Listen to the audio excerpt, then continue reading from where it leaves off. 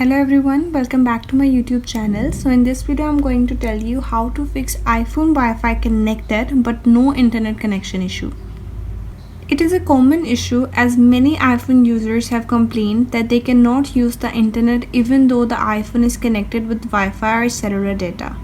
So in this video I'll tell you how to fix this problem, but first subscribe to my channel and hit the bell icon for more upcoming videos. So let's start the video without wasting any time. So in the first step, I'm going to tell you how to restart iPhone. For this, press and quickly release the volume up button and same with the volume down button and hold the power button until slide to power off button appears.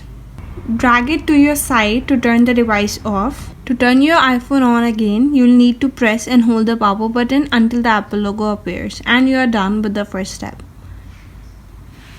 In the next step, I'm going to tell you how to reset the network settings on your iPhone. The issue you are having might happen due to flawed network settings. For this, launch iPhone settings, go to General, scroll down and navigate to the reset icon. Select reset network settings, enter your password to confirm the action, and you are done. In the next step, I'm going to tell you how to turn off location services. If you enable the location services, it might be the reason behind the issue of your iPhone connected to Wi-Fi but still having no internet connection. For this, go to Settings, scroll down, go to Privacy and Security, go to Location Services, toggle off the location services, turn it off and then see how it goes, and you are done. So for the next fix, I'm going to tell you how to turn airplane mode on and off. A minor software glitch can also cause iPhone internet issue. What you should do here is to turn on airplane mode and turn it off again. For this, launch the iPhone settings, toggle the airplane mode on, wait for a few seconds and then turn it off again, and you are done.